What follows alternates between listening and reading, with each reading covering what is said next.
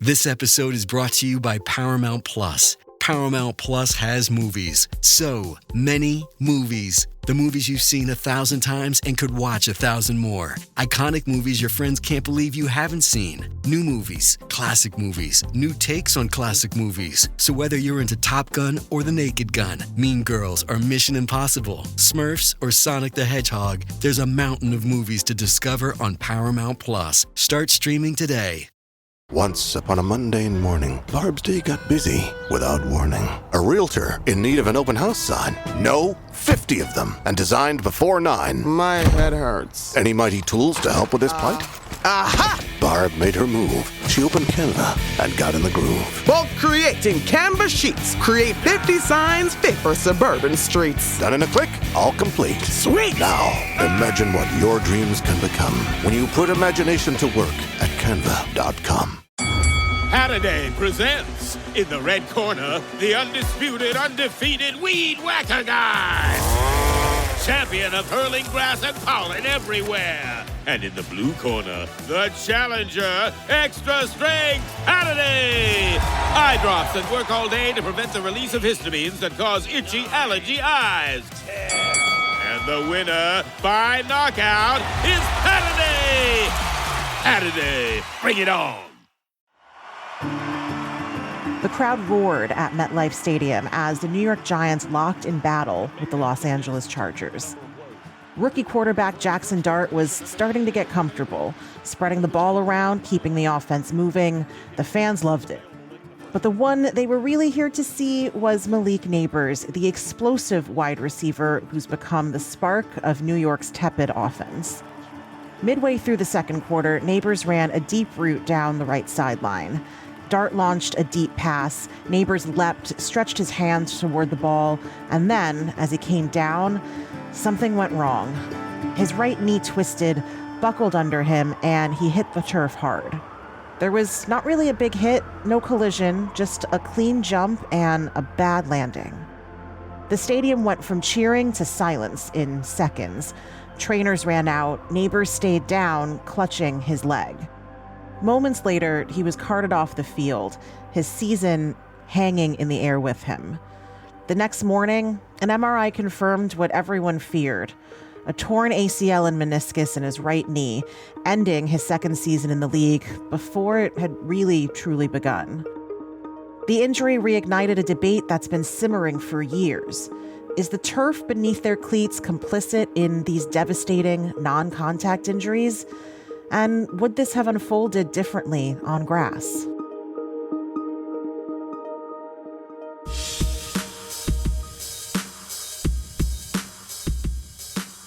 Hey everyone, it's Kavitha Davidson, and welcome to another episode of Sportly. Each week, we discuss lesser-known sports history, iconic events, notable athletes, and impactful moments on and off the field. Moments that all too often fall to the sidelines of history. This week, I want to talk a bit about why the natural grass versus artificial turf debate keeps surfacing within the NFL. The Malik Nabers injury is the latest in a string of injuries at MetLife specifically, but also part of a growing conversation that players have had about not being totally comfortable playing on artificial turf. New questions about the safety of artificial turf following that injury to Aaron Rodgers that many expect will keep him sidelined for the season. The NFLPA, the players' union, does an anonymous survey among its players every year. And in recent years, of the 1,700 players surveyed, 92% of them say that they prefer to play on natural grass. And Phil, one player is saying he'd rather get struck by lightning than play on turf. Travis Kelce, Kansas City Chiefs tight end, saying, I'd rather practice in sleet, snow, thunderstorm with a chance of getting struck by lightning than run inside on turf. Now, this is for lots of reasons. We've seen this spate of injuries. We've seen how players sometimes maybe change their approach to playing on grass. And while turf technology does get better every year, and the data does tend to show that, there's also a debate on whether that data is wholly reliable within singular seasons or whether you need to take the totality of turf into consideration. Before we dive into this debate, let's take a step back. What is the real difference between grass and turf to the players? On natural grass, you're playing on something alive. It has a little give when you plant your cleats, and it cushions your steps. The surface feels softer and cooler, and when you fall, the ground tends to absorb some of the impact. You can dig in for cuts and pivots, and the grass blades and soil shift naturally under your feet. The downside is that grass can wear down quickly, especially late in the season or after bad weather, creating slick or uneven patches that change the way you move. There have been several Super Bowls played in the desert where the natural grass that had to be flown in from California was enormously slippery and noticeable throughout the game. Another thing that players say about grass, though, is that because it's natural, it's just softer on contact. Turf is completely engineered. It's made of single plastic fibers designed to mimic blades of grass with layers of rubber and sand infill underneath. The field stays consistent no matter how many games you play on it, and it doesn't get muddy or patchy. And that means a lot in a league that is spread across the country with various stadium conditions, weather conditions. You could be playing indoors or outdoors. You could have a dome or a roof, or you could be playing in the snow or rain, or, as I said before, the desert. The consistency of turf, however, comes with trade-offs. The turf is usually firmer and hotter, and when your cleats grip into it, they can sometimes stick instead of sliding, which puts more strain on your knees and ankles and joints.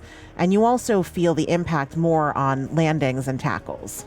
When they talk about turf and sliding especially, they talk about turf burn and how that can last for up to weeks. It's not necessarily that you immediately feel the effects of playing on turf the day after, but that the accumulation of playing on turf really does add up over time.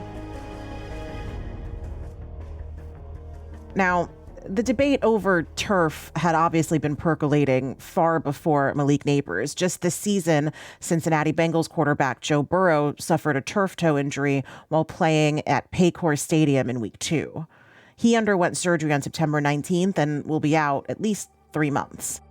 After Joe Burrow's injury, Canadian college football coach Michael Folds told the Toronto Observer his opinion on why grass and turf are so different on the way that players approach these surfaces. He said, "When you make a very sharp cut on grass, what's going to give is the grass and soil itself. Whereas nowadays, turf is so great, you can make a cut at full speed and that cleat isn't going to move. But now what is going to move is your joints, your ankles, your knees, and your hip." Players have specifically said that they're afraid to play at MetLife. Odell Beckham Jr., who started his career with the Giants, notably called it MetLife Stadium after Nabers went down. In recent years, the list of players who have sustained non-contact injuries at MetLife has only grown. In 2020, San Francisco was in town for an early season matchup with the Jets when Nick Bosa and Solomon Thomas went down for the season with torn ACLs. In the 2022 season opener against the Jets, Ravens cornerback Kyle Fuller also tore his ACL, also missing the full season. A very famous example of this is Aaron Rodgers. He ruptured his Achilles just 4 plays into his Jets debut in 2023. Giants receiver Wan'Dale Robinson tore his ACL midway through his rookie season in 2022. And that same year, Giants wideout Sterling Shepard also tore his ACL. And just this year, Giants rookie corner TJ Moore fractured his femur at the very end of preseason when he was covering a kickoff return and his leg buckled awkwardly under him. An unofficial tally totals 16 injuries at MetLife since 2019. So when the data seems to tell you that turf is dangerous for players, and players themselves say overwhelmingly that they don't want to play on it, why do NFL stadiums and owners continue to lay turf down in their arenas?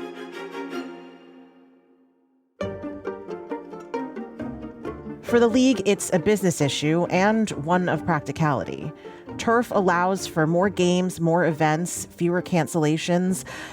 We're in an era when multi-use stadiums reign true. So these stadiums aren't just used for NFL games. They're used for concerts and expos and various shows. So you need a surface that's going to withstand not just the rigors of an NFL season, but a year-round calendar of events.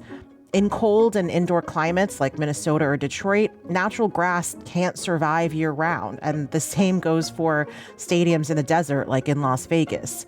Stadiums like SoFi or Allegiant use hybrid or retractable systems, but those are expensive and complex, and not every venue can support them. In 2023, amid growing calls to change the surface at MetLife installed a field turf core system for consistency of surface for players. Field turf core is supposed to be a more advanced version of turf to result in fewer injuries. According to the NFL, in 2024, MetLife had one of the lowest injury rates in the league among fields using either grass or turf. And overall, there were fewer ACL injuries on turf than grass. And the league said that there's been no difference so far this year. So despite the injuries that I have listed before, and, we know that at least 15 players have suffered knee, ligament, or Achilles tears at MetLife since 2020, the majority came before the new turf system was installed in 2023. And the league will also tell you that, specific to MetLife hosts both the Giants and the Jets for their home stadiums. So unlike other stadiums around the NFL, they play double the number of games than anywhere else. That would obviously ramp up the numbers. And yet, given that, the NFL's injury data from 2024 shows that MetLife actually ranked 9th best when it came to lower extremity injuries. And visiting players who typically suffer more injuries or are more vulnerable because they're just not familiar with the away surface, MetLife actually graded out first. It was the safest in the NFL. The issue with this debate is that it is actually really difficult to parse out this data. The NFLPA acknowledges that non-contact lower body injuries have actually been higher on grass surfaces than on turf in the last couple of years, but they say that's because we've had an inordinately high number of those injuries on grass, and that if you look at the averages across several years, that's not how those numbers actually bear out. But I think the data is really important, and we need to continue to collect accurate injury data on various surface types. But at the same time, when 92% of your players are saying that they don't want to play on a surface, you kind of have to listen to them and figure out why that is. Even if the advanced technology of turf gets to a point where there is no noticeable injury difference between that and grass, the fact that players are thinking about this does actually change their approach to the game. They might not be doing it on purpose because football players are famously willing to sacrifice their bodies for the good of the game. But somewhere in the back of your mind, you might slide differently. You might tackle differently. You might take a different route or plant your foot differently if you think that turf might be more of a liability than grass is. And look, I'm the first to point out that team owners tend to care about their bottom lines more than their actual players. But at the same time, their players are their number one assets. And I think that mostly people realize that. So I can see the argument where owners are putting down turf thinking that it's with their players' best interest in mind. Because let's be honest, you just signed a guy for $30 million a year to be your star wide receiver. And, he goes out for the season and potentially, affects the rest of his career. That's not good for you, obviously, as an owner. But the player mentality around turf still can't be overstated. Immediately after Nabers went down, Odell Beckham Jr. tweeted, "Dear NFL, I mean this with the utmost love and respect. We, the NFL, take all the precautions in the world with everything else when it comes to players' health and safety. Please, please, please get rid of the turf. Thank you in advance. Love." So I feel like we do have to kind of listen when players of the stature of Odell Beckham, who have also been through these kinds of injuries, are pleading for grass to return to the fields. Now, This debate took an interesting turn earlier this year when MetLife and a few other NFL stadiums installed grass for the FIFA Club World Cup and announced that they would be installing grass for the FIFA World Cup to take place across North America next year. The grass installed at MetLife Stadium for the Club World Cup has the NFLPA pretty fired up. When they announced that MetLife will be switching the grass for the tournament, the NFLPA took to X and threw some shade, pointing out that some stadiums are switching to grass for soccer, but not for football. NBC Sports asks, quote, as the U.S. hosted 2026 World Cup approaches and as more people realize that stadiums like AT&T in Dallas and SoFi in LA will convert to grass fields for the soccer competition, more will ask why, if that can be done for soccer, it can't be done for football. That's a pretty fair question. It feels a little hypocritical to say that we can install grass seemingly because it provides better conditions for soccer players for a one-time tournament. Then why can't we do that for our football players who play there year-round? The other side of that debate, of course, is that the World Cup is a huge moneymaker and, as I said, a one-time tournament. So maybe they're making the calculation that the expense of putting grass in the summer and for a season that can actually sustain grass is worth it for this one tournament. The other part of that is obviously that soccer players don't play with nearly as much protective gear as football players do. So that might be part of the consideration as well. This isn't the first time that we've had to confront notions about turf in FIFA, and particularly for FIFA World Cup soccer competitions.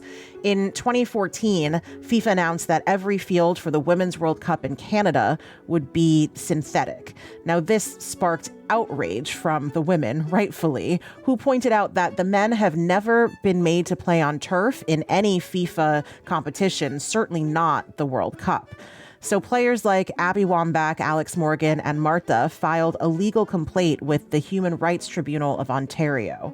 Sydney Leroux, a striker for the U.S. team, told the Associated Press at the time that men would never be asked to play on artificial turf, and as I said, that's absolutely true.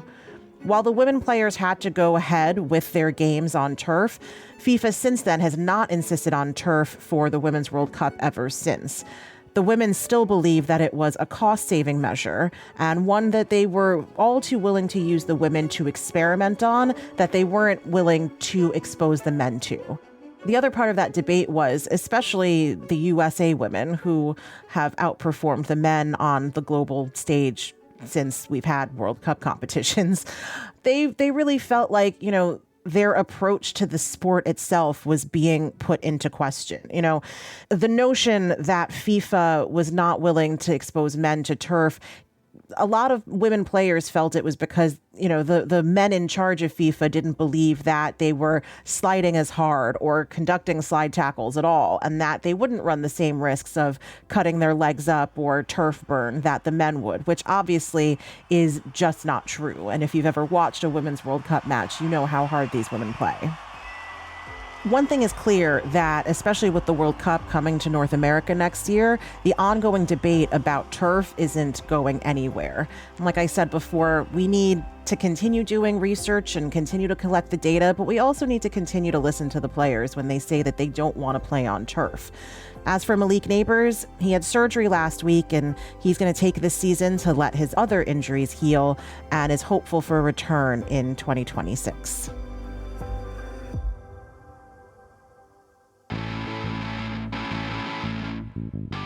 Thanks so much for tuning into Sportly. Tune in next week and every week after as we dive into another great story. And if you have thoughts or suggestions for a topic you'd like me to cover, I'd love to hear from you. Please email me at kavitha@immigrantlypod.com. And if you like what you're hearing, leave us a review on the podcast app of your choice. Sportly is an Immigrantly Media production. This episode was produced by Paroma Chakravarti. Our executive producer is Sadia Khan. Sound designer and editor is Paroma Chakravarti. Our theme music was created by Simon Hutchinson. Other music by Epidemic Sound. Tune back in next week and every week after for more Sportly.